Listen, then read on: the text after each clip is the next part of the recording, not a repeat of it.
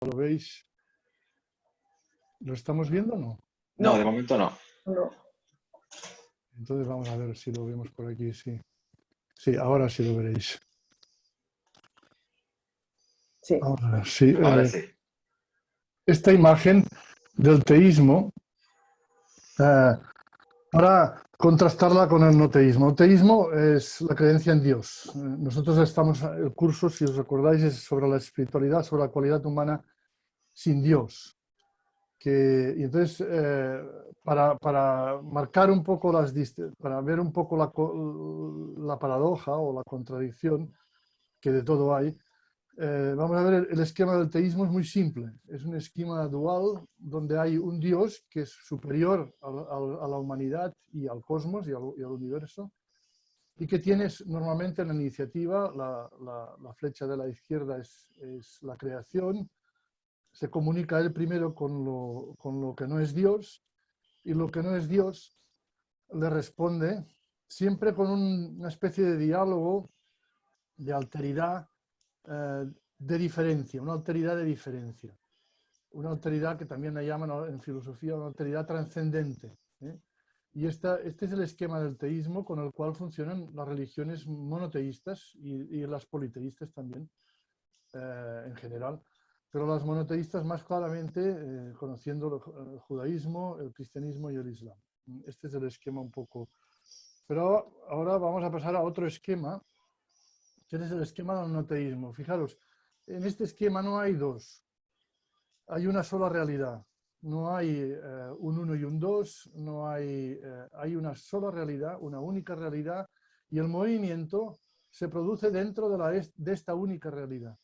El movimiento es desde el ego, que es lo más externo de la identidad personal, hasta el más allá del ego, que algunos le llaman realidad absoluta, otros le llaman, he puesto aquí RA, realidad absoluta, o DA, dimensión absoluta. Lo veis aquí en el esquema, más allá del ego. ¿Por qué es más allá del ego? Porque no se puede definir, porque el ego no tiene nada que decir sobre esta realidad.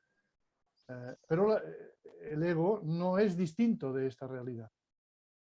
No es distinto. Y este es el gran misterio de este esquema no teísta. Todos los caminos, tanto del budismo como los caminos de la cultura sínica que vamos a ver hoy, como los caminos del hinduismo, todos ellos siguen este proceso en común. Son no teístas. Algunos de ellos podrían incluso denominarlos ateos, pero esa sería la denominación más dura. La menos dura, la más suave, sería esta, no teísta. Fijaros, el ego pasa por el cuerpo, las sensaciones, la mente, y con el trabajo de la mente podemos llegar, según cómo, a través de la contemplación, la meditación, al nirvana, o más allá del ego, o a la liberación del samsara, el moksha. Hay distintos nombres, da igual los nombres, aquí no hacen una realidad. Este es un esquema más bien de comprensión, de interpretación de la realidad. Francesc, Sí. una pregunta. No entiendo por qué es así, no al revés. O sea, el ego no incluye todo lo otro.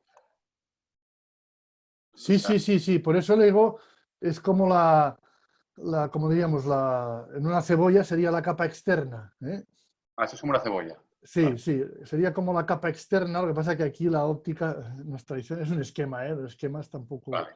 son para, digamos que la capa externa, la piel externa sería el ego, la piel. Y el meollo sería el más allá del ego, que es sin forma, que no tiene ni cuerpo, ni mente, ni ego, pero al cual solo se puede acceder, y esta es la gran paradoja de todos los caminos espirituales estos que no son teístas, solo se puede acceder al más allá del ego a través del ego. Sin el ego no hay camino espiritual. El ego, que para algunos es percibido como una maldición, es un gran regalo, una gran suerte, porque sin el ego no hay liberación, sin el ego no hay felicidad. El ego no puede ser negado ni puede ser destruido. Hay que aprender a gestionarlo, pero no se puede destruir.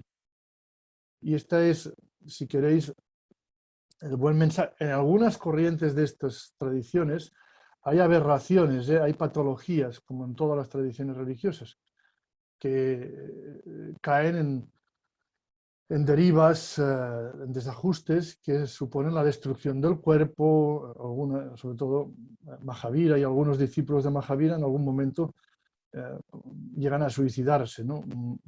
Pero esto son excesos, patologías. Pero las patologías las tienen todas las tradiciones religiosas, ¿eh? No se libra ninguna en eso.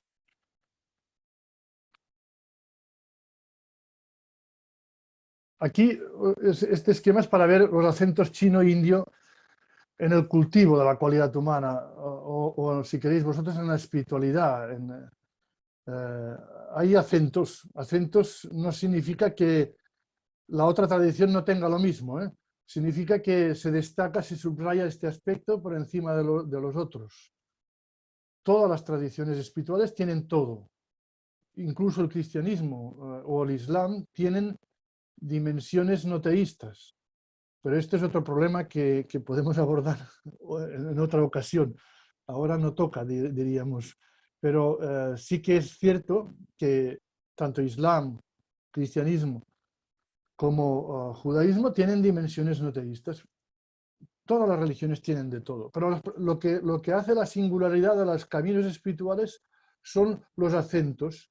Los acentos, lo que más destaca, lo que más...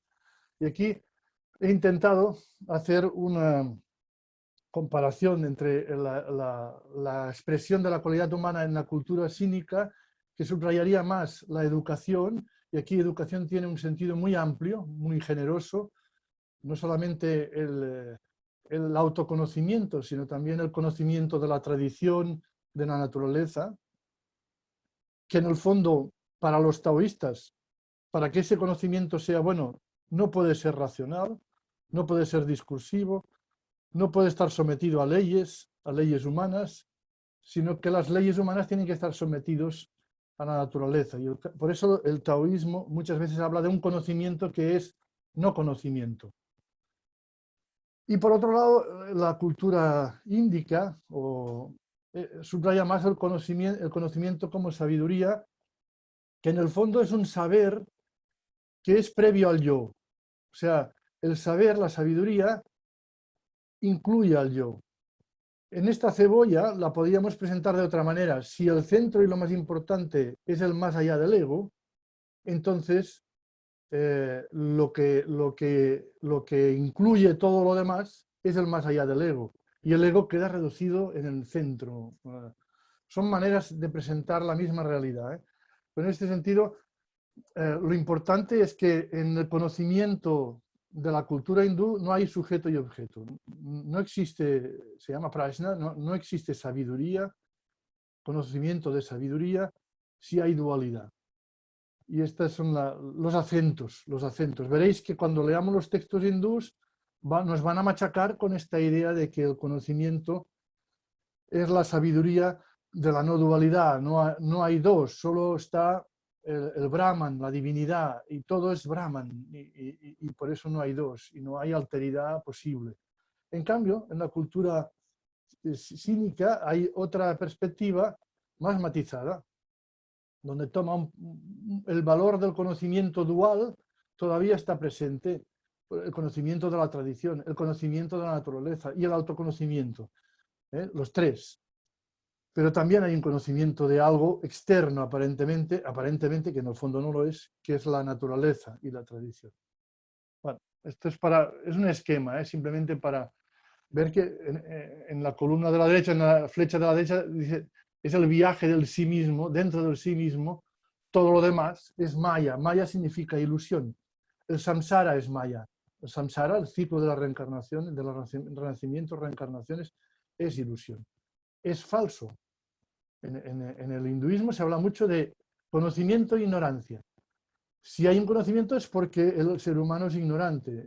Entonces, la liberación consiste en el paso de la ignorancia al conocimiento. Y esto supone que todo lo que no es conocimiento es falso, es ignorancia. Es muy simple en el fondo, es un esquema muy simple, casi infantil, ¿eh? Pero a veces de tan simple que es la gente lo complica. Bueno, muy bien. Y ahora vamos a empezar, si os parece, con la explicación de lo que es Confucio. Confucio y una breve presentación del personaje, que es un personaje muy particular. A mí me encanta personalmente, pienso que se parece a algunas personas, algunos de vosotros que conocéis a María Corbí. Pienso que Confucio se parece mucho a María Corbí, que es un jesuita, que es el director del Centro de Estudios de las Tradiciones de Sabiduría. Es una persona que vivió, es un personaje histórico, del cual conservamos hasta su tumba, que vivió en el siglo VI antes de Cristo, vivirá 73 años, vive básicamente la mayor parte de su vida en el noreste de China, y es un personaje muy particular.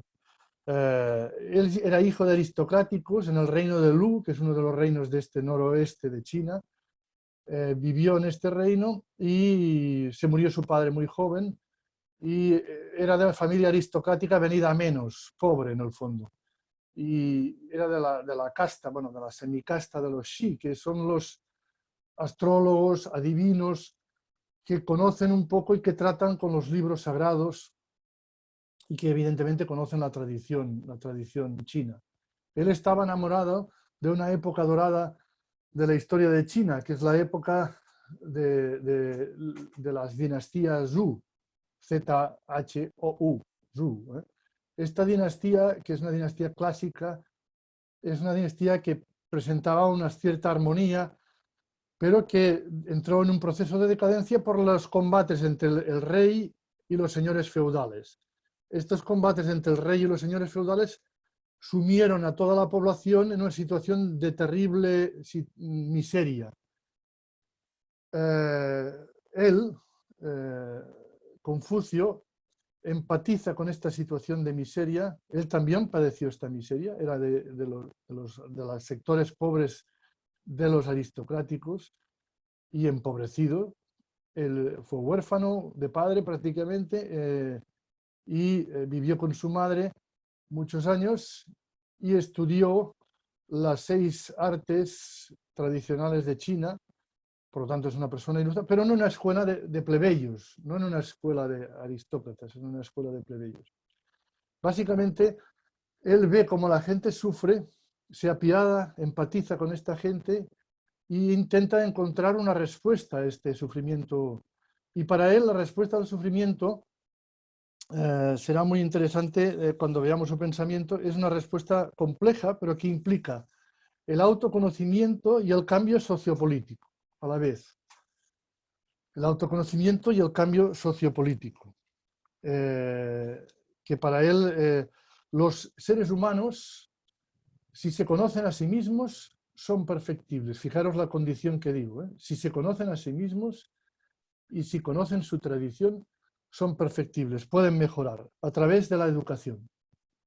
Y la educación es el conocimiento de la propia tradición, de los sabios, de los reyes sabios, de los antepasados, y de toda la sabiduría acumulada a partir de estas tradiciones. Él se dedicó durante un tiempo a la enseñanza como tutor durante un tiempo y después pasó a las cortes de los señores feudales para intentar provocar con este sistema de educación que se basaba básicamente en el cambio a través de la educación como sistema de cambio, de mejora personal y social.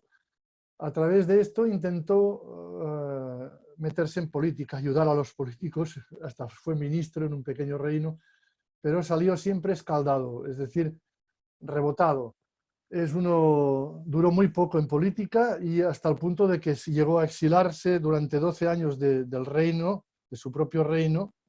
Él entendía que la política era simplemente una manera de hacerse mejor ser humano, pero que esta manera de hacerse mejor ser humano era posible a través de la educación, que era una educación en la tradición y en el conocimiento de los ancestros, pero también una educación del carácter personal.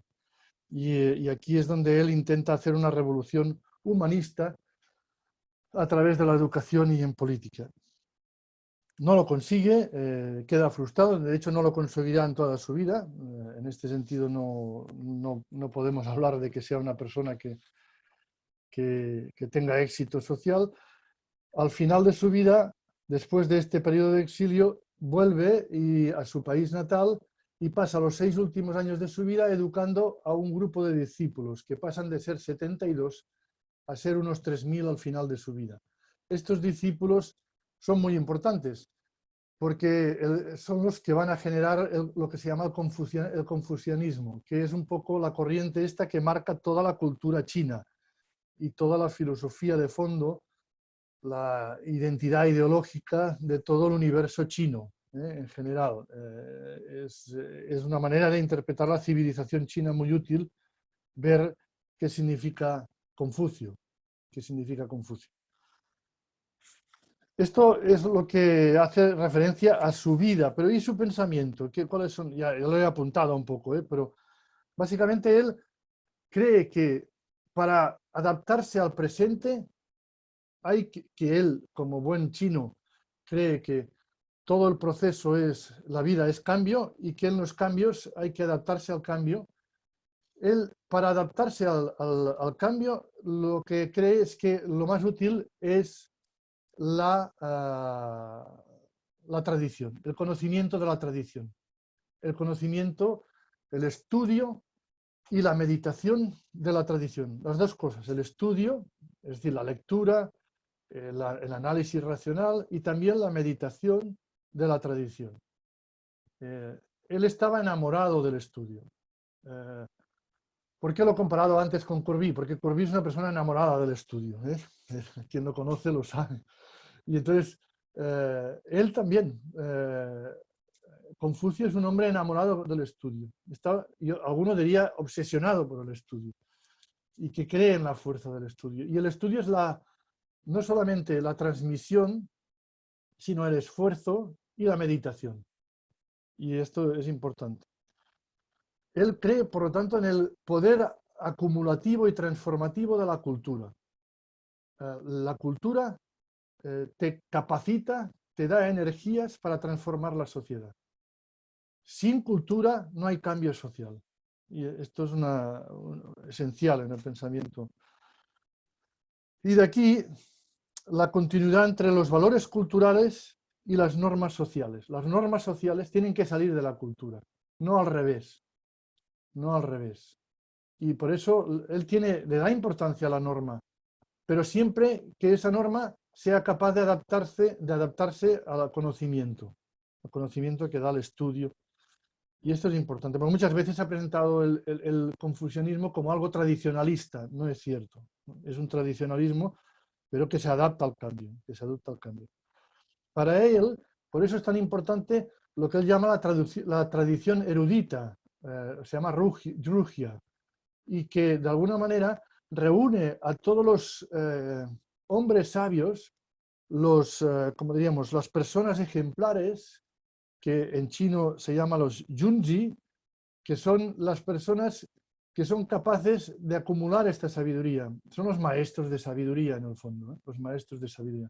Fijaros que Confucio es Confusi. Con es el nombre de familia y Fusi es maestro, maestro sabio, sabio con, es el nombre de familia. Después también Lao Tse es Lao Tzu, que es el maestro Lao, que tampoco se llamaba Lao, pero da igual, la cuestión es que son maestros. Y no se es maestro por naturaleza ni por condición social, se es maestro por virtud. Por virtud, y se consigue la virtud a través de la educación del aprendizaje. Y aquí, ¿cuál es de todo esto? ¿Qué es lo más importante? Aquí tenéis, ahora os veo, en el fondo, Confucio es un maestro de humanidad. Un maestro de humanidad. Él tiene parte de que encima del ser humano hay un gran ser humano. Y esto se llama el uno, el Tian. Y aquí veis el dibujo, veis el pictograma que de Tian es un ser humano con una raya encima, que es una especie, si queréis, de superhombre sabio. Superhombre sabio. Y esto es el uno. El principal interés del maestro de humanidad, los seres humanos y los fundamentos de esta humanidad. El método, aprender a ser humano. Aprender a ser humano. Una bondad se puede enseñar y aprender. La bondad se puede enseñar y aprender. La sociedad solo es donde se comparte esta bondad en armonía y paz mediante la sabiduría. Y aquí fijaros el texto de las analectas. Son estas cosas las que me preocupan. La incapacidad de cultivar la virtud. La incapacidad de profundizar en lo que he aprendido. La incapacidad de avanzar hacia lo que he oído que es correcto. Y la incapacidad de reformarme cuando tengo defectos. Objetivos, también transformar la sociedad a través de una floreciente comunidad moral que cultive el sentido de humanidad, en política y en sociedad. Es una revolución a partir del cultivo del sentido de humanidad. La comunidad de los Yunzi, que decíamos, las personas ejemplares.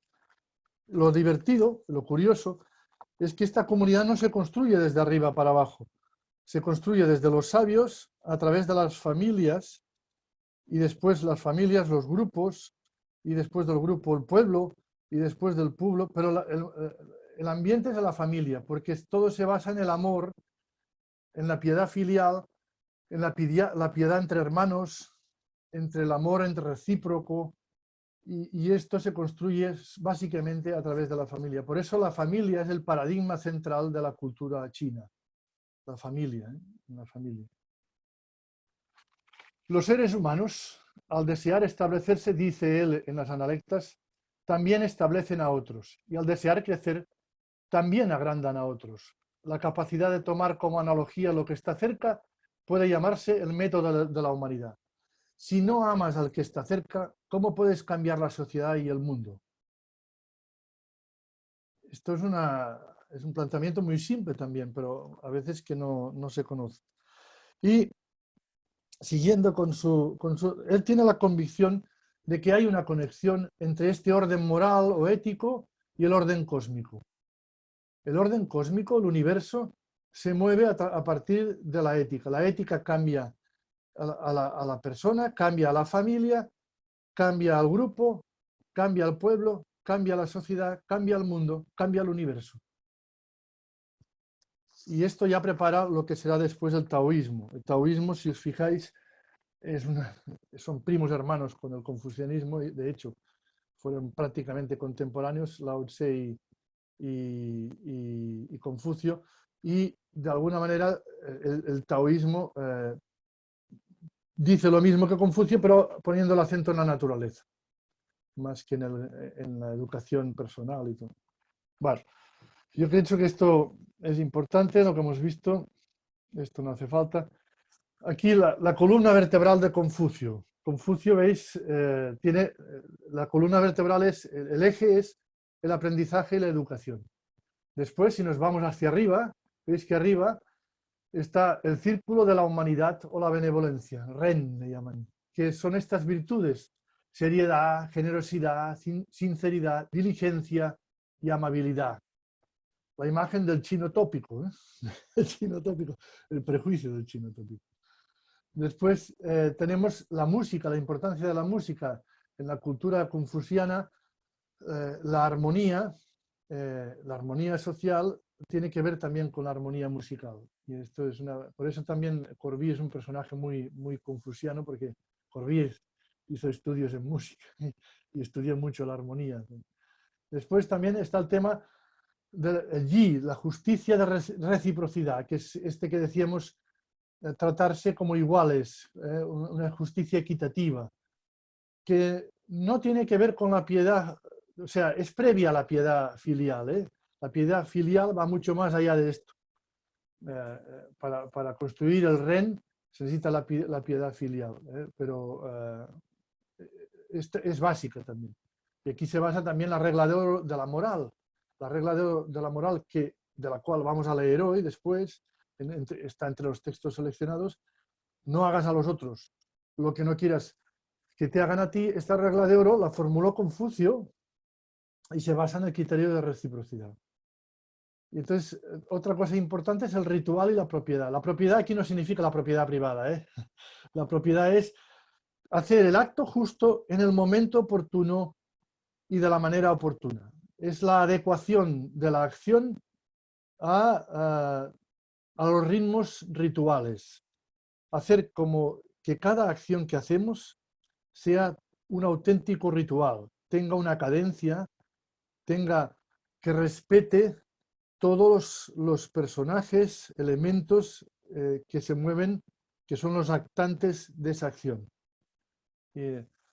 Después la cultura y el aprendizaje, que ya hemos dicho que es central, ¿eh? La virtud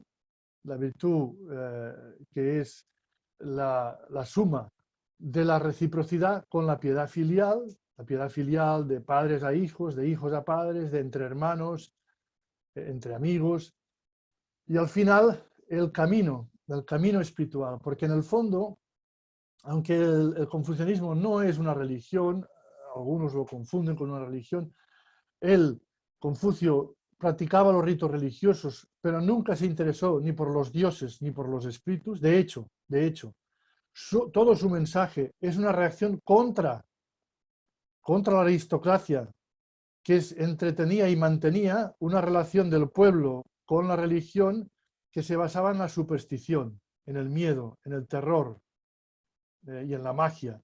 Entonces, para evitar todo esto, Confucio no quiere nada, no habla de los dioses ni de los espíritus, aunque él sí practica los rituales, pero les da el sentido este que hemos dicho, no de culto a los dioses, sino de armonización de la acción social y como acción transformadora humana, ¿no? Como veis, esta es la columna vertebral de Confucio. Me parecía que, como los textos que vamos a leer son cortos, era necesario explicarlo un poco y esto os permite leer ya en extenso las analectas de Confucio, que son unos textos clásicos escritos, no sabemos si por él, pero en todo caso pues sí por sus discípulos, y que recogen, curiosamente, muchas cosas autobiográficas de Confucio. Sabemos, es uno de los textos espirituales o de sabiduría que nos dejan traslucir, nos deja pasar información sobre su vida personal. Y ahora vamos ya al texto. Vamos a ver aquí cómo cambiamos esto. Antes de que pases al texto, Sí. Miquel Castellví ha hecho una pregunta ¿Sí? que dice: ¿cómo y cuándo encajaron las ideas de Confucio en la China feudal? Sí, encajaron mal porque de hecho su decepción política es que los señores feudales no lo entendían, lo utilizaban más bien. Intentaron utilizarse, él no se dejó utilizar porque tan pronto vio que la cosa iba en la línea de manipulación, se alejó de los señores feudales, ¿eh? Pero sí que estuvo en contacto con ellos, incluso tuvo un ministerio durante un tiempo muy corto, pero no, y después el otro tiempo estuvo de consejero en varios reinos y nunca cuajó nada. De hecho, él es un gran decepcionado con esto. De hecho, su vida es una especie de historia de fracaso que tiene éxito después de muerto. Después. ¿Cómo sirvió? Pues su pensamiento ha servido para construir un paradigma común, un fondo axiológico común para toda la cultura sínica, hasta hoy. Es todavía de actualidad en China. Los chinos se mueven en su inconsciente colectivo marcados en gran medida por este pensamiento de Confucio, por esta sabiduría de Confucio. Aunque no lo entiendan muchas veces del todo, ni lo hayan estudiado mucho, su cultura está impregnada, está imbuida de esta sabiduría. Yo creo que su éxito político y social son posteriores y todavía están por desarrollar y por materializar del todo. y espero que la China post-comunista vaya un poco por esta línea. Pero veremos. De hecho, ya el comunismo actual ya tiene algunos acentos que van en esta línea, algunos acentos.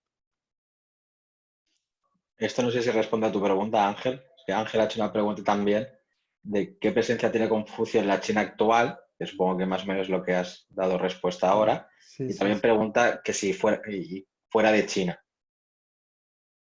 O Fuera sea, de China no mucha presencia.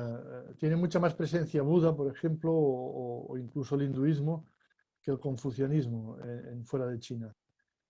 Sería interesante que fuera de China fuera más presente, por ejemplo, en este amor, esta especie de seducción hacia la educación, el aprendizaje, que no se limita a la universidad, a las escuelas, sino que es un aprendizaje de por vida, que es una actitud delante de la vida, un aprendizaje permanente y que es personal y es colectivo, pero también personal. Es personal porque cada uno tiene que hacerlo, es colectivo porque hay una tradición, es colectivo porque hay unos maestros que se comunica, es colectivo porque lo que pretende este aprendizaje y esta enseñanza es transformar la sociedad y la comunidad a partir de la familia. Espero que no tiene mucho predicamento todavía, al menos en Occidente no ha calado mucho.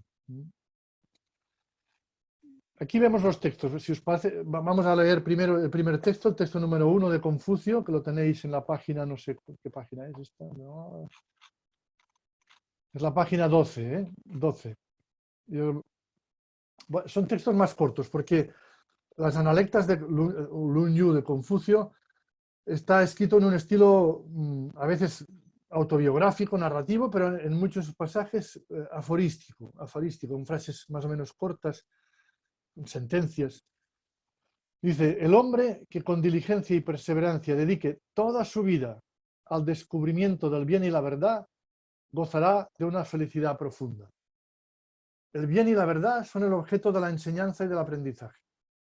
Dedicarnos toda la vida a indagar, a investigar a través de la enseñanza, de la educación, del aprendizaje, es la máxima felicidad. Garantiza la felicidad suprema. Esto iría muy bien en las empresas ahora que se habla de la formación permanente y de la actualización permanente, el aprendizaje permanente, el trabajo en equipo. Y paso al cuarto texto. El texto número 4 es también un texto muy interesante. En este se nos plantea la virtud como un humanitarismo, el amor al prójimo. Fijaros, dice, el humanitarismo, es decir, la benevolencia hacia todos los hombres, seres humanos, es un sentimiento que se practica preferentemente en los campos quiere decir, en el espacio agrario. Dice. Humanitarismo como amor al prójimo.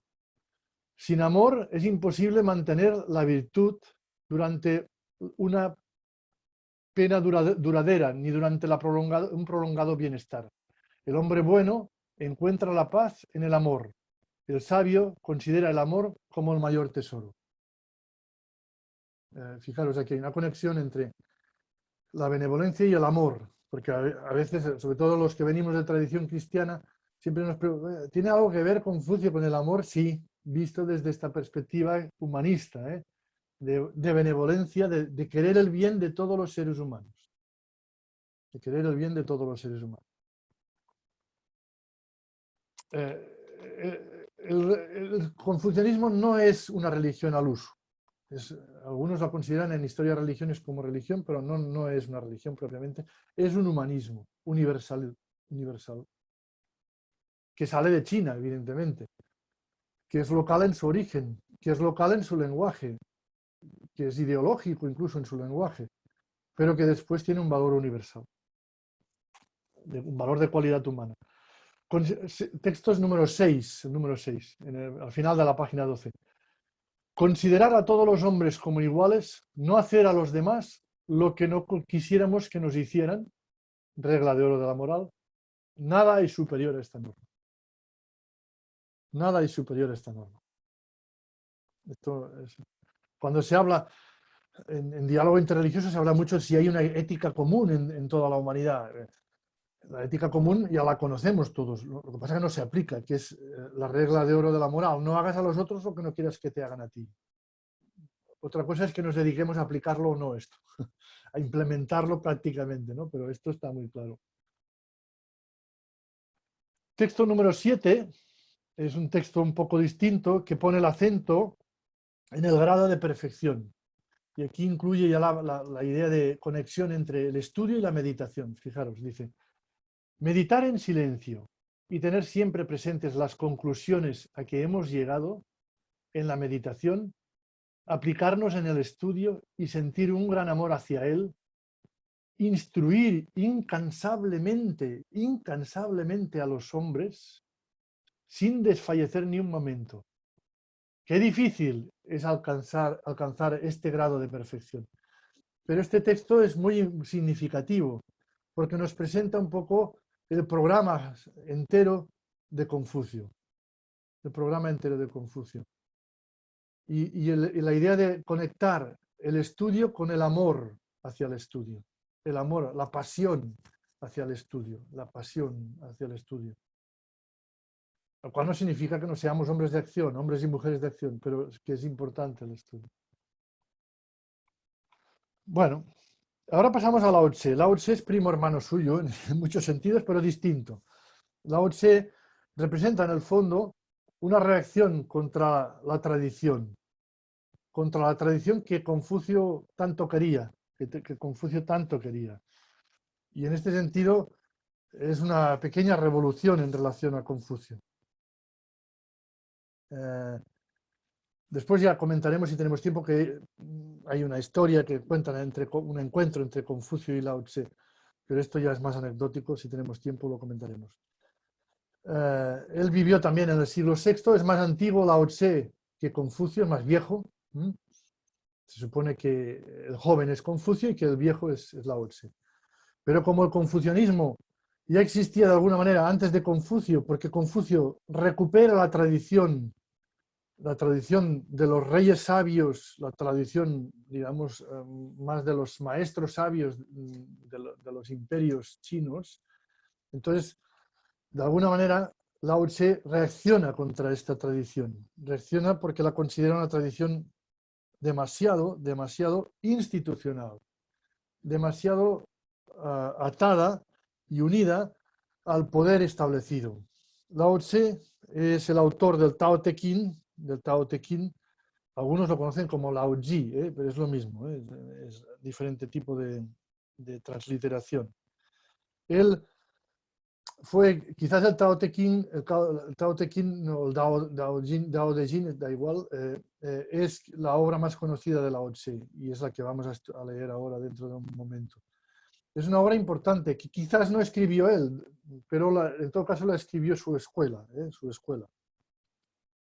Él, el autor o la escuela, o la filosofía de los autores de esta escuela, es la de la reclusión, el retiro, un hombre o una escuela de discípulos o una escuela de ermitaños que rechazan la doctrina de la acción y que promueven una filosofía de la no acción, un cultivo de la calma interior, un cultivo de la pureza interior. Y en ese sentido es un acento distinto al que teníamos con Confucio. Es cierto que los confucianos le tienen como un maestro, un filósofo, lo recuperan como un maestro y un filósofo, así como digamos, después incluso en el taoísmo posterior de la Edad Media, de los siglos VIII, IX en adelante, Lao Tse se convierte en Dios, cuando él no habla para nada de Dios, no habla para nada de Dios, pero esto es ya los procesos de divinización que se producen, sobre todo en la dinastía de los Tang, en la época de los Tang, que es más o menos la etapa de la alta Edad Media de China, y entonces tienen tendencia a divinizar a Lao Tse. Pero Lao Tse es básicamente un personaje que no Lo poco que sabemos históricamente, a través de un historiador chino que se llama Xiang Qian, explicó algunas cosas de Lao Tse y lo poco que dice es que era un hombre, un ermitaño. Un hombre, incluso se cuenta que cuando escribió el Tao Te Ching desapareció. Y la leyenda dice que desapareció en otro reino, se exiló de su reino, se fue a otro reino vecino y desapareció. Escribió el Tao Te Ching y después desapareció. Y algunos, la leyenda cuenta, que vivió centenares de años escondido en los bosques de China y deambulando como una especie de sabio de los bosques, una especie de monje de la naturaleza. Este es Lao Tse. Vamos a leer, no se sabe mucho más de la vida de Lao Tse, o sea que tampoco podemos decir mucho más. Es cierto que Lao Tse es más importante por lo que dice que por los conocimientos que tenemos de su historia. Pero de su historia lo importante es que él se enfrenta y de alguna manera denuncia todo el tradicionalismo institucional chino, del confucianismo. El primer texto que tenemos aquí son textos más crípticos, ya veréis ahora, los del Tao Te Ching. El primer texto es el que explica un poco el valor que tiene para Lao Tse, devenir aquello que somos. Descubrir la unicidad de nuestra simplicidad y de nuestra debilidad. Devenir lo que somos en armonía con la naturaleza. Y esto, veamos el texto del texto 1. El Dao, que es el Tao, esto de la transliteración no os preocupéis, Dao y Tao es lo mismo. El Dao engendra al 1, el 1 engendra al 2, el 2 engendra al 3. El 3 engendra a los 10.000 seres. Los 10.000 seres contienen en su seno el yin y el yang. El Tao es la madre, la fuente del yin y el yang. Dice, etcétera, etcétera. Y al final dice, las cosas aumentan al disminuirlas, disminuyen al aumentarlas. También yo, Lao Tse, enseño lo que otros han enseñado. Los fuertes no pueden tener un buen fin. Esto será la guía de mi doctrina. Carga contra todo el poder jerárquico de la sociedad tradicional china. Se carga todo el poder jerárquico de la sociedad tradicional china. Los fuertes no tienen un buen fin. Este será la guía de mi doctrina. En cambio, los débiles, fijaros arriba, los débiles, la simplicidad que veremos, tiene un buen fin. Y en este sentido, es importante el mensaje de Lao Tse. Y aquí quizás en este momento sería bueno pasar otra vez al PowerPoint.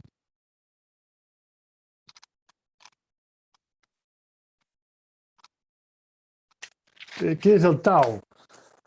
Porque el Tao a veces nos puede generar un cierto desconcierto. El Tao, el Dao. La palabra Tao literalmente significa camino. Pero el Tao que presenta el Tao Te Ching es un Tao cósmico. Es decir, el Tao como fuente del universo, como guía de vida, más que cualquier enseñanza humana. Fuente del yin y el yang, que ahora veremos lo que es el yin y el yang.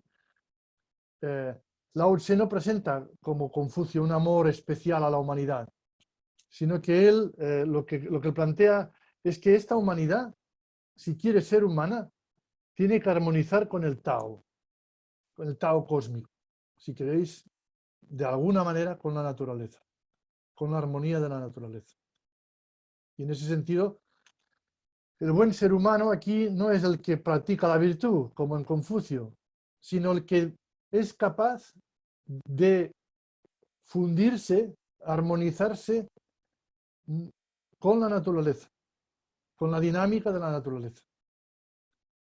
Y aquí fijaros, aquí esto es el Tai Chi. el tai chi en sentido original, no el tai chi de las prácticas de las artes marciales, sino la palabra tai chi significa la realidad suprema, y tiene, esta realidad suprema es el Tao, y tiene dos expresiones que son el yin y el yang. El yin y el yang son los dos aspectos del universo. El yin, la tierra, la feminidad, la oscuridad, la pasividad y la absorción. El yang, el cielo, la masculinidad, la luz, la actividad y la penetración. Que están unidos y que son dos dinámicas complementarias y esto es importante. Este es el símbolo que más se conoce, que un poco es que no se dan en sentido puro, sino que se dan interrelacionado, porque el yin tiene aspectos de yang y el yang tiene aspectos de yin, pero la dominante es la que es.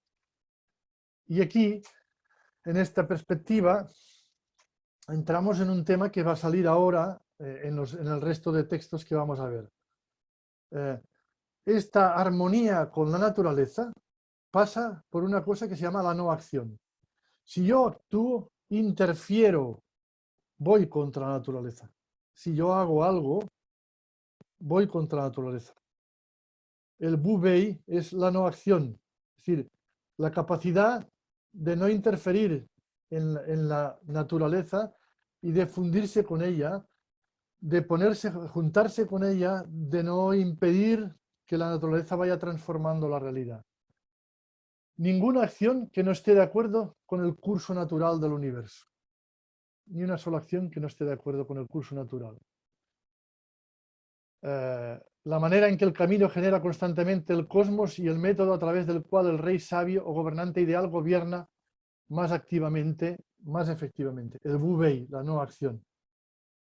O sea, él no es que sea inocente y piense que el mundo no tiene que tener gobernantes, sí que tiene que tener gobernantes, pero estos gobernantes tienen que ser acordes, tienen que vivir acordes con la armonía del universo, no imponer sus caprichos y sus arbitrariedades al universo y a sus súbditos. Las personas de virtud superior nunca actúan, Wu Wei, nunca actúan, y sin embargo no hay nada que dejen sin hacer. Esto es muy bonito. Y sin embargo no hay nada que dejen sin hacer. O sea, no es una no acción pura, es una no acción para dejar que el universo actúe y para no ser un obstáculo a la acción del universo. Esta es la... Wu Wei no es la inacción, sino significa no sobreactuar, no interrumpir la acción. Y aquí os he puesto al final lo que decía Bruce Lee cuando que estuvo en el monasterio de Shaolin, que es un monasterio que practica budismo, pero también practica el taoísmo. Y entonces dice, be water, my friend. ¿Os acordáis del anuncio ese del BMW? Que be water, my friend, que significa la no acción. No interfieras, deja que el curso del agua fluya y tú, si quieres actuar de una manera eficaz y eficiente, fúndete con esta acción. Y aquí volvemos un poco al texto de Lao Tse. Ángel pregunta si naturaleza y universo son lo mismo dentro del Tao Te Ching. Sí, en la práctica sí. En la práctica sí. Son sinónimos funcionales. Sinónimos funcionales. Sí, sí. Por eso, si se aúna los textos, algunos traducen universo, otros naturaleza. Evidentemente, en esta época no había los conocimientos, aunque muchos de ellos eran astrólogos, de estos sabios que tenemos hoy en día, pero en todo caso serían sinónimos funcionales. Y ahora vamos a ver el texto. El texto siguiente que os propongo, después del primero, es el texto número 3 del libro del Tao. No es que el 2 no valga la pena, pero el 2 es importante. Bueno, vamos a leer un poco el 2 también. Dice, el no ser penetra en donde no existe el menor vacío. De ahí conozco yo las ventajas de la no acción. La enseñanza sin palabras, las ventajas de la inacción, del vacío, ¿no? Y aquí, en el texto tercero, dice, porque muchas veces él era un monje, era un ermitaño, no le gustaba el poder ni social ni político, ni era muy sociable, por decirlo así. Pero tiene una frase, dice, el sabio conoce sin viajar. El sabio conoce sin viajar. Porque hace un viaje interior. ¿Os acordáis del esquema ese de las religiones no teístas? Del ego a más allá del ego. Distingue las cosas sin mirar. Realiza su obra sin actuar. La acción de la inacción. El Bubei. Y esto es importante, es más de lo mismo, pero es muy fácil de entender y al mismo tiempo... Y ahora vamos al texto número 10. Saltamos al 10.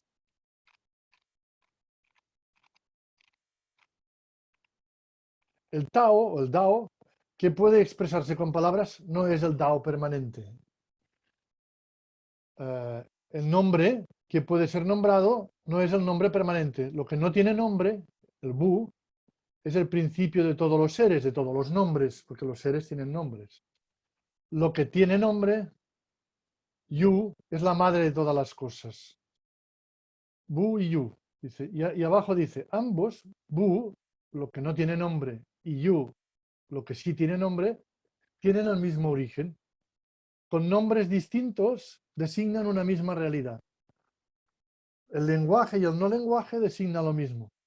El profundo misterio es la llave de la transformación de todos los seres. ¿Os acordáis cuando hablamos el primer día de que hablamos de que se puede hablar del nirvana con un lenguaje positivo y con un no lenguaje, que es un lenguaje negativo? Y aquí también se puede utilizar los nombres y los no nombres para hablar de lo que no se puede hablar, que es el misterio este de la llave de la transformación de las cosas, de los seres. Fijaros que el profundo misterio aquí se presenta como dinámico, porque no es algo que está ahí, sino que es algo que es dinámico, que se transforma continuamente, los seres se van transformando, van cogiendo nuevos nombres, pero al mismo tiempo no tienen nombre. Y esta dinámica del yin y el yang, de lo manifiesto, lo no manifiesto, de lo masculino, lo femenino, de esta dinámica es la que está detrás de todo. Y aquí vamos ahora al texto número, vamos a ver, el número 12. Antes de pasar a este texto, Francesc, hay Sí, dos preguntas que son de conceptos. sí. Ángel va a preguntar si la no acción conectaría con la no violencia de Mahatma Gandhi, por ejemplo. Y Miquel Castellví pregunta si Yuming sería naturaleza. ¿Cómo? Yuming. Sí, sería naturaleza. No, Yuming, no entiendo Yuming. ¿Qué quieres decir con Yuming? Dice, lo que tiene nombre, Yuming, Sí. Ah, Yubu. Sí. Vale, de acuerdo, sí. es la madre de todas las cosas. Sí, sí. La madre de todas las cosas. Sí. Ahora, las cosas son la naturaleza, sí. En ese sentido, sí. Correcto, sí. La primera pregunta me habías dicho, José. Sí, la no acción Sí, se puede conectar con con la el no violencia de ahimsa. Con el ahimsa, sí. Bueno, sí y no. Son dos cosas distintas. La no acción es comunión con la naturaleza. La no violencia de la ahimsa tiene un origen en la religión de Mahavira, en el jainismo, y Gandhi lo retoma del jainismo y lo indologiza, lo hace hindú. Y en esta tradición hindú, la no violencia se entiende justamente como la capacidad de liberarte del ego, de liberarte del ego en todas tus dimensiones, también la dimensión física y psíquica de la mente. La no violencia tiene más que ver con la acción desinteresada que plantea la Bhagavad Gita, que es una acción que pasa por la liberación del ego.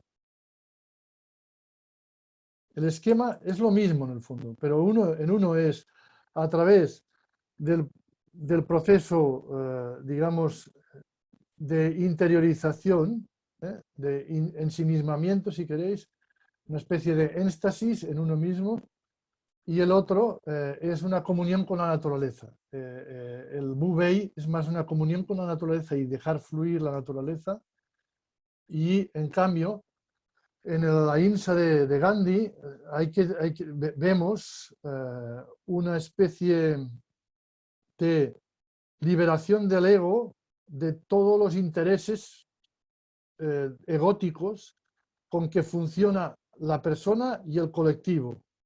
Liberándote de todos estos intereses, puedes actuar de manera desinteresada y prescindir de los resultados de la acción, que es lo que Gandhi considera el ahimsa. Prescindir de los resultados de la acción. No violencia significa no estar pendiente de los resultados de la acción, y si te matan, y tú no vas a matar, porque generarías energía karmática negativa si mataras. La liberación del karma. Se parecen mucho y tienen muchas analogías, pero no son idénticos. En ese sentido, Paniker siempre decía que en las religiones hay que tener cuidado porque hay analogías, similitudes, pero no hay identidades. Hay semejanzas, pero no son lo mismo las cosas. Porque el contexto, el marco cultural es distinto, entonces difícilmente pueden ser exactamente lo mismo. Vamos al texto número 2. El sabio hace suyo el espíritu del pueblo, que es la bondad absoluta. El sabio vive en el mundo, no se aleja del mundo, Y vamos ahora al texto número 13, y ya vamos terminando con esto. El sabio desea no desear nada, aprender a no aprender nada, capaz de promover el curso natural de los seres otra vez, pero no se atreve a actuar interrumpiendo el curso de los seres, en ese sentido, pero sí la acción que sale de la no acción. Y en el 14 dice, conocer es no conocer, no conocer es conocer. El sabio lo padece el mal de que no conocer es conocer, lo padece, y por eso está libre de él. El sabio puede no conocer conociendo, porque sabe distinguir. El conocer es no conocer, he ahí la perfección. No conocer es conocer, he ahí el mal. El sabio no padece este mal, porque lo padece y por eso está libre del mal. Ahí siempre juega, si os fijáis, con la paradoja, provocar una especie de... porque cortocircuitar el pensamiento más conceptual. Y para terminar, esto es el texto 17. Y el 17 es de otro fragmento, de otro texto de Lao Tse, que se atribuye a Lao Tse, el Wenzhou. Dice, el camino, el Tao, dijo, cuando Confucio se le preguntó acerca del camino a Lao Tse, y él contestó, endereza tu cuerpo, unifica tu visión y llegará a la armonía del cielo. Concentra tu conocimiento, rectifica tu afirmación y el espíritu llegará a permanecer. Deja que tu cuerpo sea como un árbol seco y tu mente como cenizas muertas. Es eso que decíamos de la comunión con la naturaleza. Quienes sirven a la vida se adaptan a los cambios se adaptan a los cambios cuando actúan. Los cambios surgen de los tiempos. Quienes conocen los tiempos no se comportan de manera fija. Por ello digo, los cambios pueden ser guías, pero no senderos trazados. Los nombres pueden ser designados, pero no etiquetas fijadas. Esto es genial, Fijaros, la dinámica entre cambio y lo físico, lo fijo y lo dinámico, la dinámica entre los dos. Muy bien. Yo creo que más o menos habéis percibido. Ahora pasamos a otro universo, el universo de la India, que es distinto. Y más fácil menos complejo, menos rico, tal vez, pero mucho más prolífico que este universo cínico de China, cínico con S. Este universo de la India nos plantea una filosofía que mayoritariamente no es no teísta, una sabiduría no teísta, aunque en la India hay muchos grupos teístas. Pero su filosofía, la que tiene más prestigio, es la no teísta, que es la que vamos a ver hoy. Y he escogido dos textos, uno de Valmiki y otro de Nisargadatta.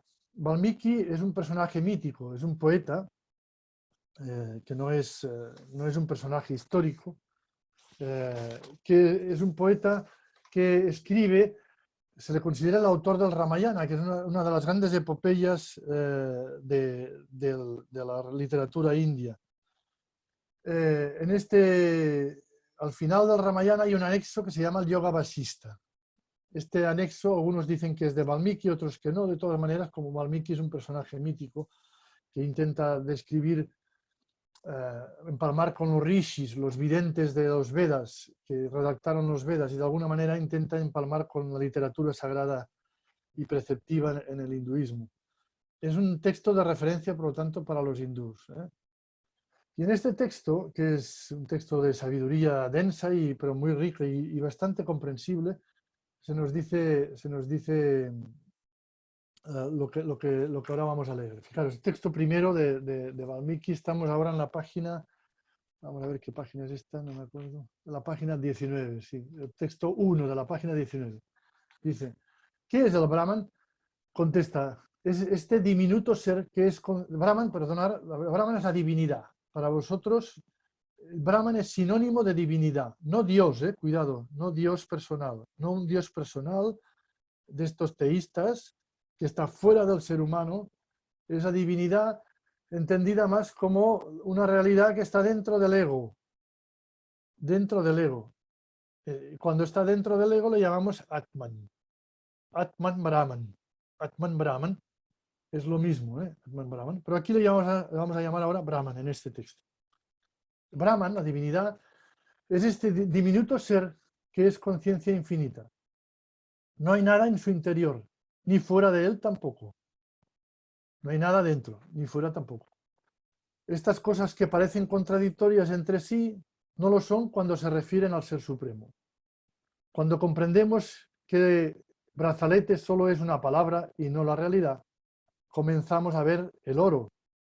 Cuando el mundo se toma como real, el ser no puede ser visto. El mundo para los hindús es falso, es maya, es una ilusión, es ignorancia. No puede ser, el ser no puede ser visto si creemos que el mundo es verdad. Si creemos que esto que vemos, que nosotros, cada uno distinto el uno del otro, somos reales, nunca veremos a Brahman. Entonces sigue diciendo, pero cuando descartamos esa ingenua opinión, la conciencia se comprende y realiza a sí misma. Entonces, es todo lo que hay. La conciencia, el saber, la sabiduría, es el Brahman. Y por tanto, lo único real, aunque no puede ser experienciada con la mente y los sentidos. La conciencia, el más allá de la mente y los sentidos, el más allá del ego, es conciencia. Es un conocimiento no conceptual, intuitivo si queréis, holístico, un conocimiento no dual. Brahman se expresa en silencio, dice más abajo, porque está más allá de toda descripción posible.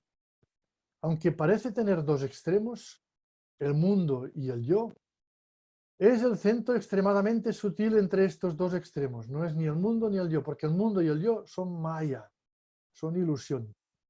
Aunque parece dividido en la pluralidad objetiva, permanece indiviso como una realidad no dual. No dualismo, Advaita. Advaita es no dual, el no dualismo. Rápidamente, porque no tenemos mucho tiempo, estamos alargándonos mucho hoy, os voy a comentar a ver, un momento, tenemos que compartir esto. Aquí más abajo. Advaita Vedanta, la no dualidad. ¿Qué es la no dualidad?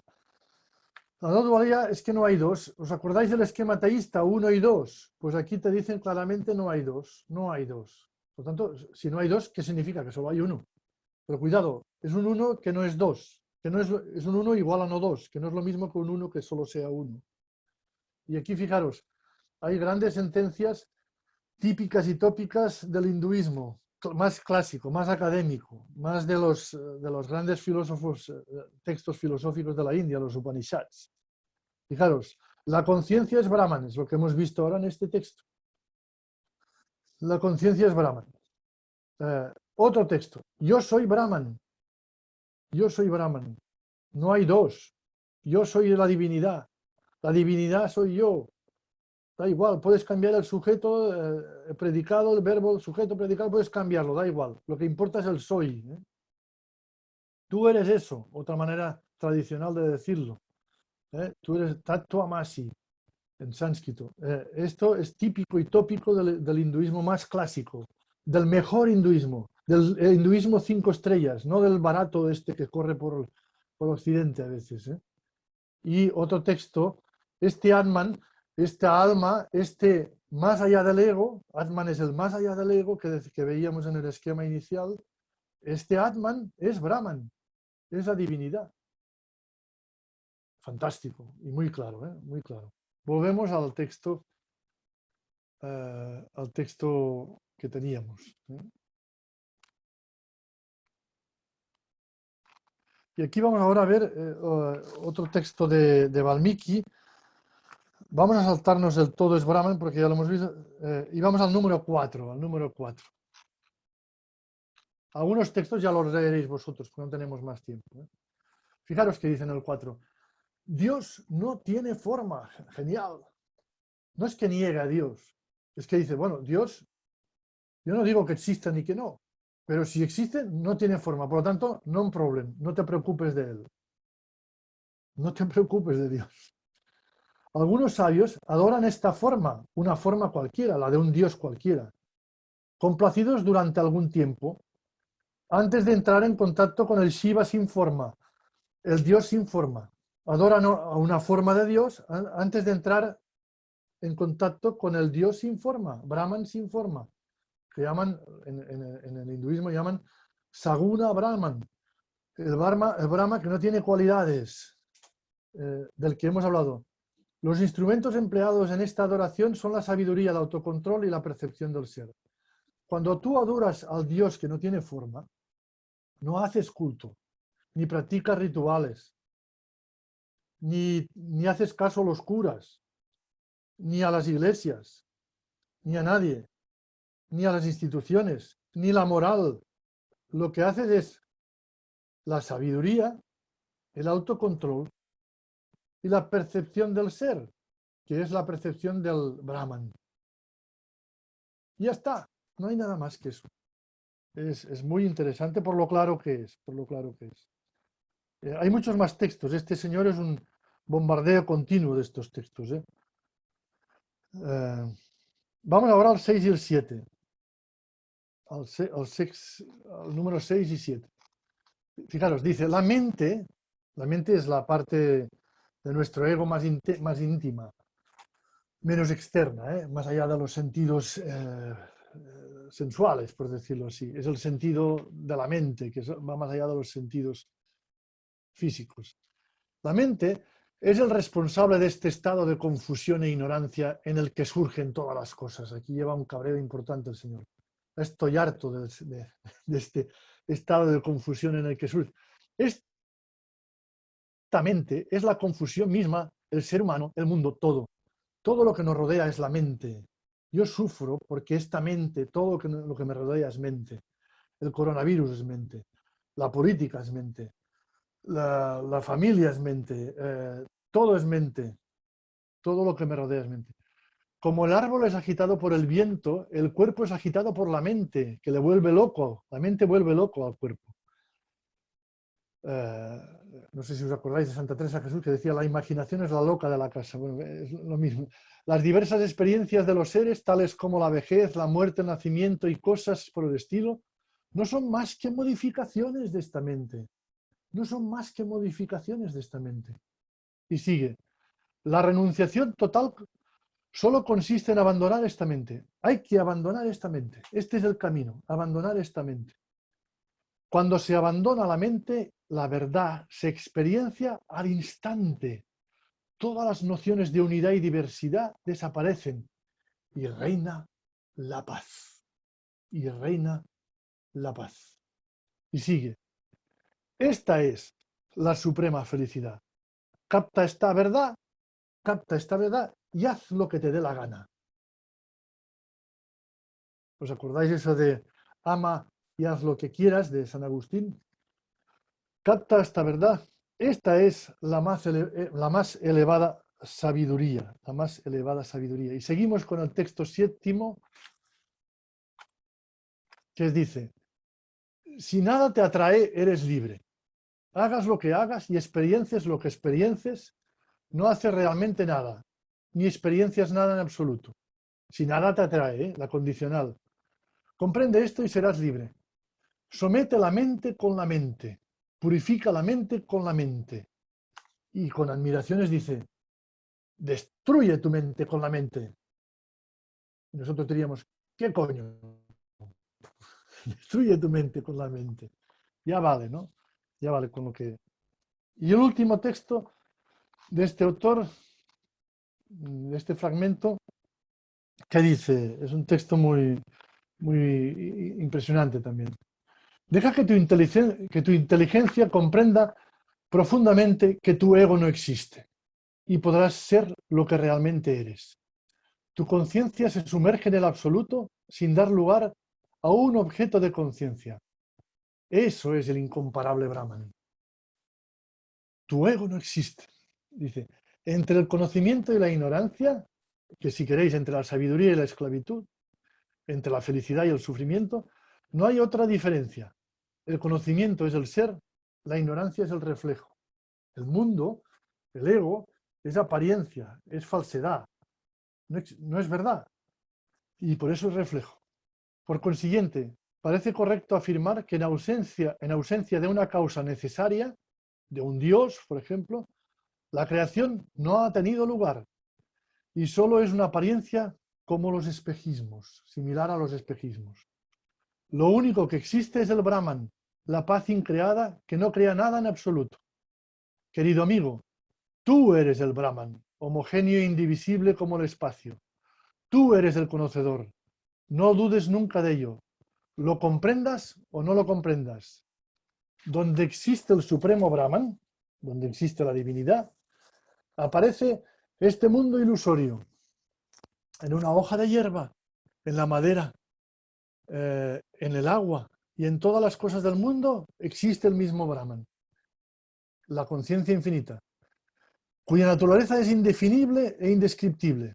Como no hay nada más que Brahman, es imposible compararlo con nada y decir qué es o qué no es. Hasta hablar de la naturaleza de Brahman resulta inadecuado. Lo que estamos haciendo aquí, lo que está haciendo él, es inadecuado. Lo que se experiencia cuando cesa el ego es este Brahman que puede ser alcanzado.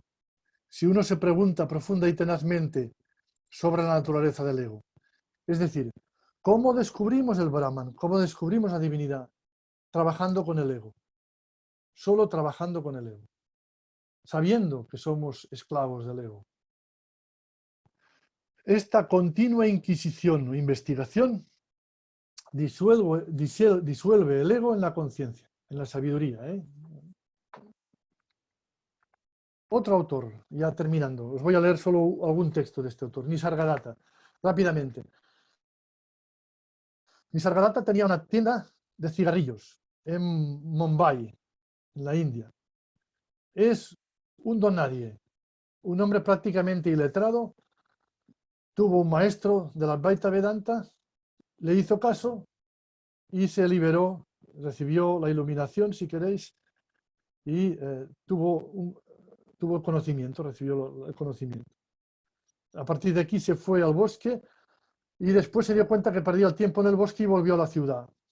Pobre, empobrecido, porque tenía un negocio próspero de tiendas de cigarrillos en Mumbai, y cuando volvió se limitó a vivir en su tienda, a vender cigarrillos y daba clases encima de su tienda a sus discípulos. Se hicieron libros con sus escritos, es un autor genial, os lo recomiendo vivamente, muy bueno, porque habla a occidentales para que entendamos cuál es el mensaje de la Advaita Vedanta, el mensaje del hinduismo.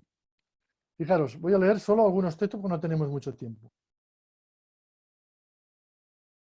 El texto número 5, el 6 y el 7, los que están en la página 23, el texto 5 dice. Cuando ama al ser y nada más, cuando usted ama al ser y nada más, el ser es Brahman, la divinidad, cuando usted ama a la divinidad y nada más, está yendo más allá de lo egoísta y lo desinteresado, del ego. Manténgase en ese amor, profundice en él cada vez más, investíguese a sí mismo, ame esa investigación y resolverá no solo sus problemas, sino también los problemas de toda la humanidad. De ahí viene la cualidad humana de estos textos. Sabrá lo que hay que hacer, no se preocupe, no haga preguntas superficiales, dedíquese a lo fundamental, a las propias raíces de su ser, al más allá del ego que decíamos, que le podemos llamar Atman, Brahman o divinidad, pero no tiene nombre. Y seguimos en el texto sexto.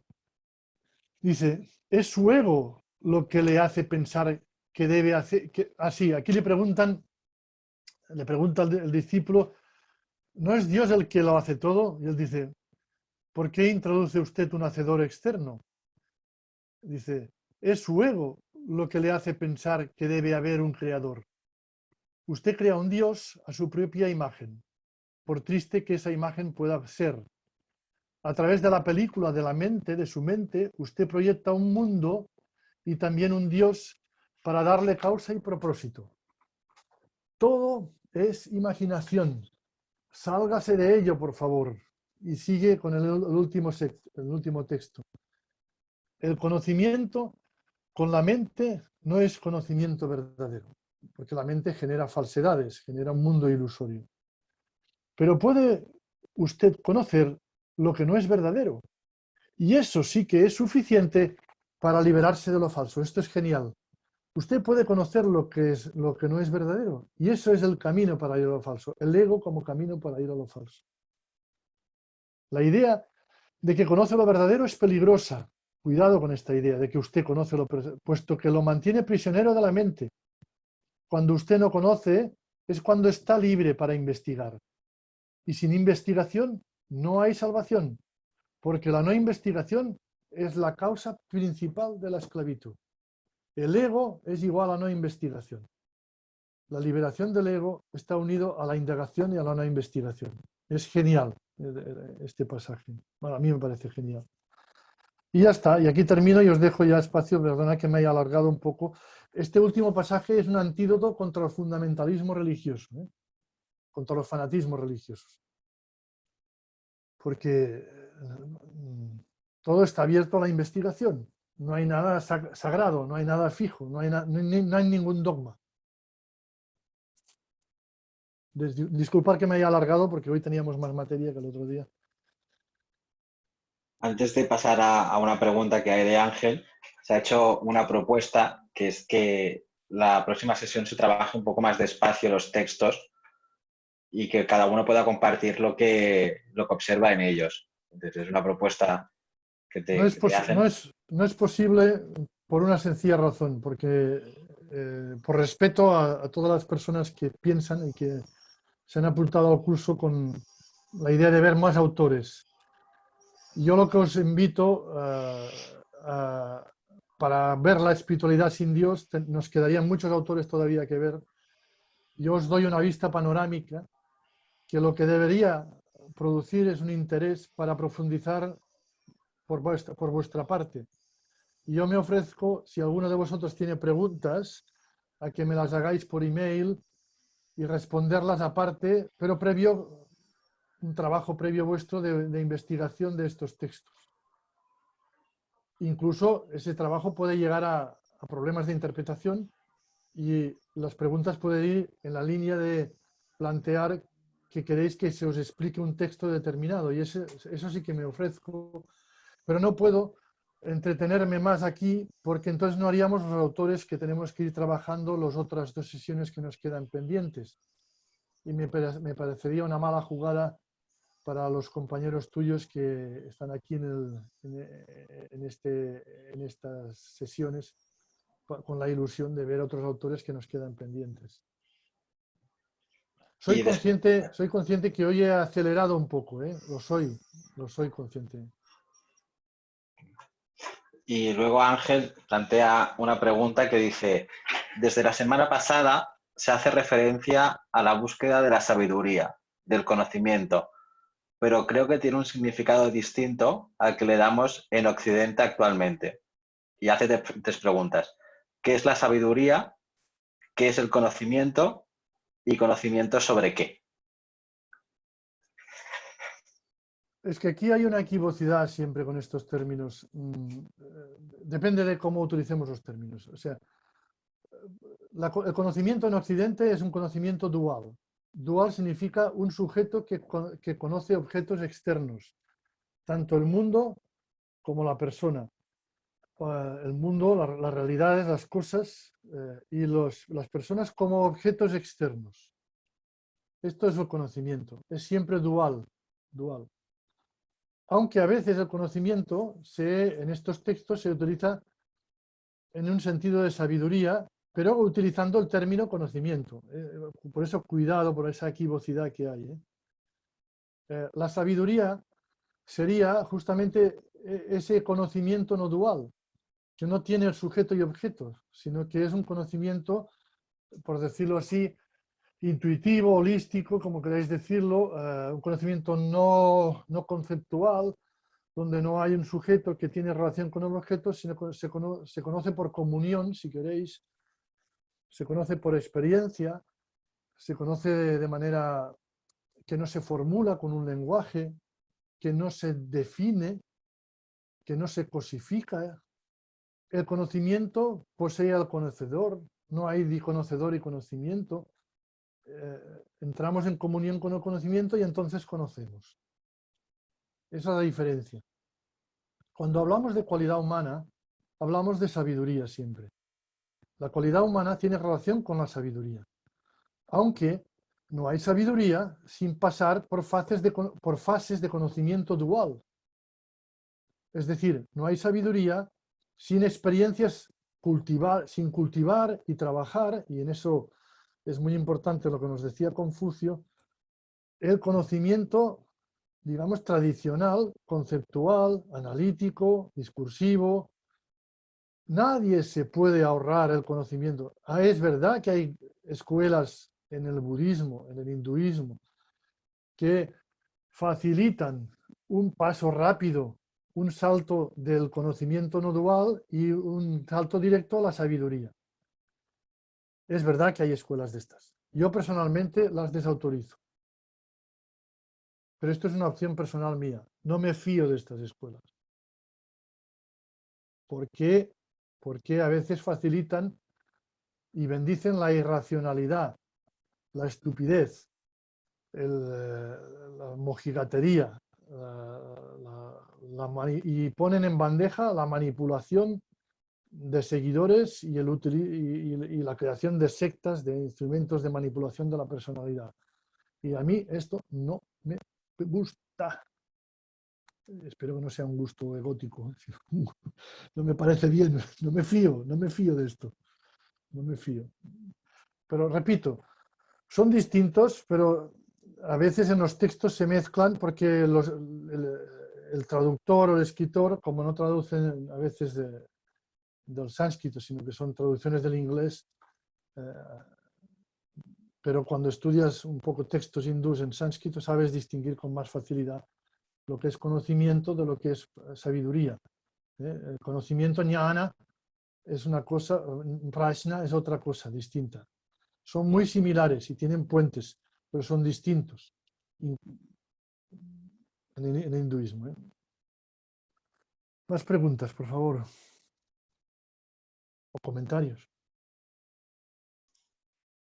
Si no las ponéis en el chat, las podéis hacer con micrófono abierto sin ningún problema.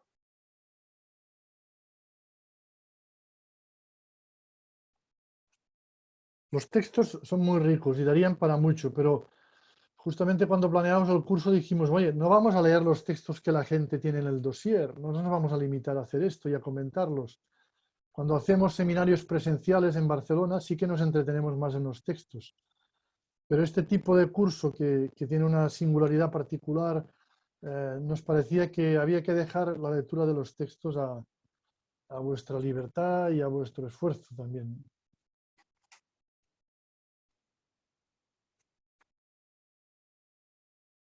Sí.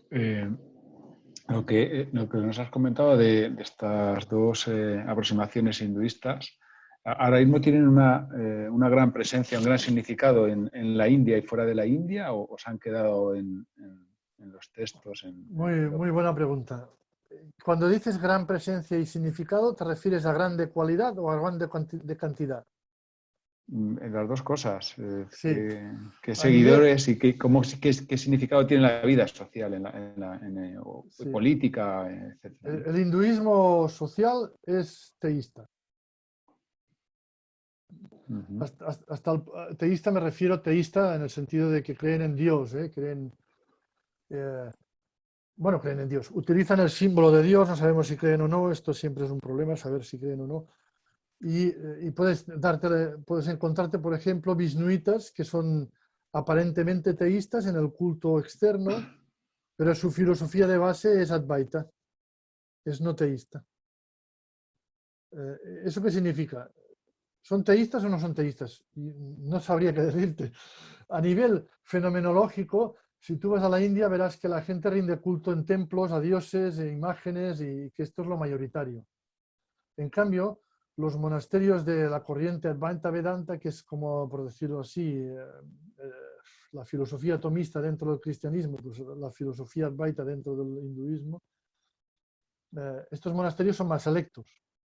Y en Occidente encontramos, por ejemplo, más presencia de estos monasterios, de estas corrientes más selectas, más filosóficas, si quieres tú, más de sabiduría, que no el hinduismo popular. En cambio, en India encontrarás mucha más presencia del hinduismo popular, aunque los sabios del hinduismo popular son Advaita. No sé si me explico bien. Los sabios del hinduismo popular son Advaita. Por ejemplo, yo tuve mucha amistad con un maestro Advaita en Barcelona, Bhaktidas, y Bhaktidas, él realizaba rituales con imágenes, ofrendas, pujas, incluso era un músico, cantante de rayas, de kirtán, y era todo un ritualista. Cuando hablabas con él en privado, decía, bueno, todo esto es una tontería. Todo esto es una tontería. Esto es maya todo. Maya, cuando canto, cuando hago la puja, las imágenes, cuando limpio la imagen. ¿Y por qué lo haces?, le preguntaba. Y decía, lo hago porque esto me sirve para recordar que estoy en el ego todavía. Para recordar que debo liberarme de todo esto. Ahora, si tú lo veías desde fuera, decías, este hombre es teísta. Porque le reza, hace un ritual, hace una práctica ritual, hace una ofrenda, tiene una imagen de Dios. Dirías que es creyente en Dios, pero después te das cuenta que no lo es. Y esto es muy importante. Ahora, es difícil responder para mí a tu pregunta. A nivel, si fuera una clase de sociología de la religión, diría, sí, el hinduismo mayoritario es teísta. El hinduismo minoritario es no teísta. El hinduismo minoritario tiene más prestigio y más clase y es más clásico que el hinduismo mayoritario. En la práctica conviven los dos mezclados en una íntima relación donde la gente ignorante no se da cuenta de la Advaita y la gente más iniciada y más sabia sí que se da cuenta de la Advaita, de la no dualidad. Y los que viven en el culto teísta, pues se morirán, se reencarnarán y en la próxima vida ya llegarán al conocimiento de la Advaita, sin problemas. No sé si he contestado a tu pregunta. Sí. Es que este tema es muy complejo, la verdad. Es complejo y simple a la vez, porque si tú hablas con hindús lo verás enseguida. Ves a los hindús haciendo mucha cosa, mucha parafernalia, muy barroca, y después cuando hablas con ellos todo es Advaita Vedanta, los que tienen una consistencia, ¿eh? Entonces ellos no le dan ninguna importancia a esto. Es como si, por decirlo así, hablaras con un cura que te dijera que, pues que todos los rituales, las creencias, los dogmas no sirven para nada y que lo importante es amar a todos los seres humanos, y que él vive a partir de aquí, que lo demás se lo pasa, no digamos por el forro, pero que sí que lo pasa a un segundo nivel de importancia, muy subsidiario. Para no escandalizar a la gente sencilla, él hace sus rituales, pero en el fondo, cuando tiene contacto con esa gente, les intenta iniciar al conocimiento de la sabiduría, pasando más allá de esta visión más epidérmica, más fenoménica de la religión más popular, ¿eh? Sí. Bueno, además, hoy nos has contado, has dado conceptos de estas religiones, pero luego cómo se transmite eso, cómo se traslada y se prolonga a través de una generación tras otra, ¿no? Como esa parte que es también muy, muy interesante, ¿no? Cómo pasan esos conocimientos de unas generaciones a otras y cómo perviven o cómo se distorsionan, ¿no? Sí, sí. Esa parte también me parece que... ¿Tú eres de tradición cristiana o...?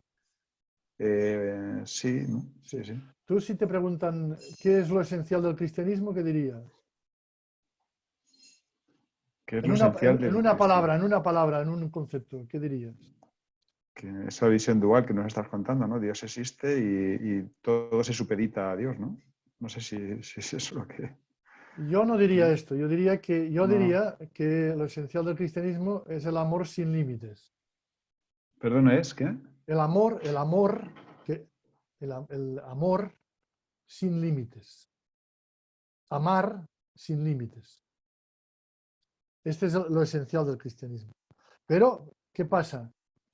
Esto no nos llega. Cuando yo recibí mi educación cristiana, me lo dijeron de pasada, y me vendieron 50.000 sucedáneos como si fueran tan o más importantes que esto.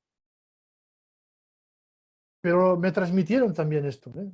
Pero en mitad de toda una serie de ersatz, de productos de segunda cualidad, o tercera, o quinta, o de sexta, de productos basura que envuelven al cristianismo.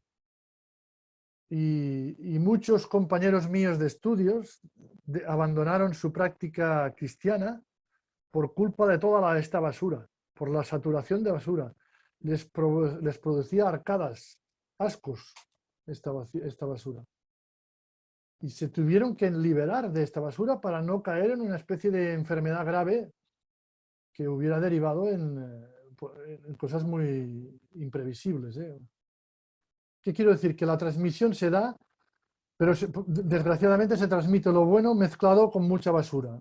En todas las tradiciones, en el hinduismo, en el budismo, en el islam, en el cristianismo, en todas. Por eso intentamos aquí Sí. subrayar los aspectos nucleares Sí. de sabiduría, ¿eh?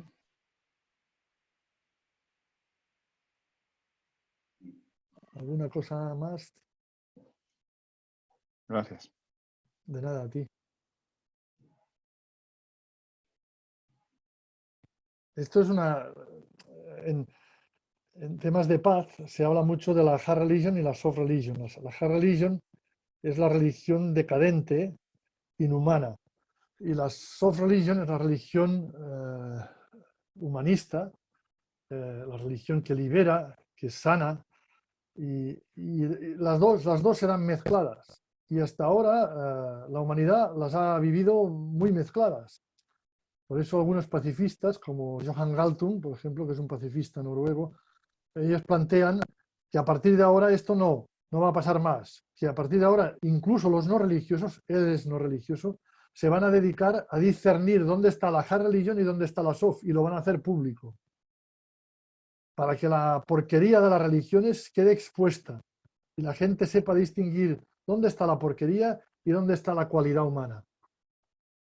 Y eso es importante, no son palabras menores. Esto lo dice Johan Galtung, un pacifista que formuló la teoría esta muy útil, por cierto, para todos nosotros, de hard religion y soft religion. La religión humanista, la que cultiva la cualidad humana, y la religión inhumana, que destruye a la humanidad y que genera la violencia, las guerras, los conflictos, los odios, etc.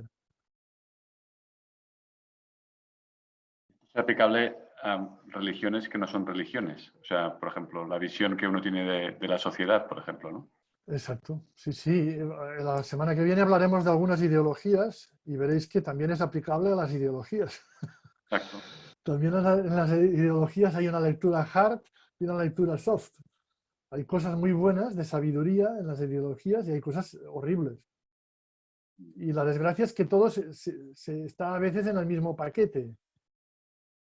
Es como que te dan una col con hojas podridas y unas con hojas sanas. Tú tienes que quitar las hojas de la col que están podridas, que no son comestibles, que no te las pondrías, no las hervirías porque están muy mal, y a nosotros los vemos como natural. Pero a mi madre me enseñó cómo hacer una col. Pero yo no sé. Nadie me enseñó a discernir entre la hard religion y la soft religion. Me enseñó un ateo que es Johann Galtung. Yo me pasé estudiando teología, entre los años que estudié teología y los que hice el doctorado, unos 15 años estudiando teología. Nunca nadie me explicó esto. En ninguna de las facultades, que eran varias que estuve.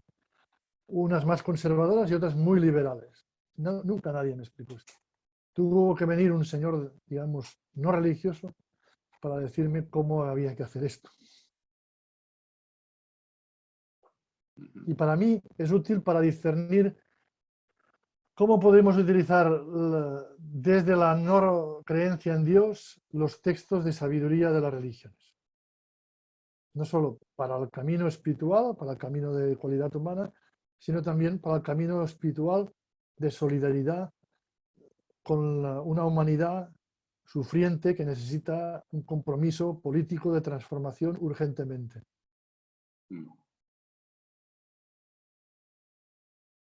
Sí, sí. Más cosas. Y si no lo dejamos, que ya estamos pasando, ¿no? José, ¿cómo estamos? Pues según mi reloj, hace un cuarto de hora que nos hemos pasado de las 8:30. Vale. Así que, como quieras, si quieres aceptar una última pregunta y ya lo dejamos para la semana que viene. Si la hay, sí, si no, lo dejamos. Vale. Francesc, tinc una pregunta. Sí. No he pogut assistir a la part sobre el taoisme i m'interessa molt perquè acaba en un article precisament sobre Tao, Brahman y todo eso. Alain, por favor, si la puedes formular en castellano, mejor. Ah, sí, perdón. No, te estaba comentando que he perdido la parte sobre taoísmo porque tenía obligaciones familiares y me interesa mucho, que estoy acabando un artículo sobre Tao, Brahman y todo eso. Y he visto que utilizabas un PowerPoint. No sé si te lo puedo pedir o lo puedes enviar o si es posible. Hablamos después tú y yo, si te parece, a través de WhatsApp hablamos, ¿vale? Vale, perfecto. De todas formas, si no es esta semana, la semana que viene la clase estará colgada en internet y podrás volverla a ver. Vale, perfecto, sí. Gracias. Muy bien, pues... La semana que viene, por eso. ¿Cuáles preparamos? Sí, la semana que viene preparamos, fijaros, para la semana que viene hablaremos de los dos siguientes autores, que ahora no me acuerdo cuáles son, no los tengo aquí. A ver, ¿cuáles son? Jean Mieson y el Pierre Harry. Sí, Jean Meslier, que es el padre del ateísmo moderno. Y después, ¿cuál es el segundo, Agustín? Pierre Henry Dietrich. Ah, sí, sí, y más, hay más. Lo que pasa es que ahora no tengo el esquema. Schopenhauer. Y Schopenhauer, sí, Schopenhauer, sí. Sí, Schopenhauer. Estos tres. Todos muy interesantes, ¿eh? Todos muy interesantes, ya veréis. Y ateos hasta la médula estos. Ahora entraremos en el ateísmo más duro, el ateísmo occidental, que es de tradición más beligerante. Que es un ateísmo que fijaros que es curioso porque es un ateísmo que se quiere liberar de esta porquería que decíamos antes, que se da cuenta de que las religiones han perdido cualidad humana y que se han convertido en un sistema de opresión y de esclavitud y de alienación. Y entonces surge la necesidad de descubrir aquello que no es, aquello que todavía se puede salvar de las religiones. Muy bien. Gracias a todos y gracias por la comprensión, que hoy he acelerado un poco con el tema. Nada, tranquilo. Venga, gracias. Esto-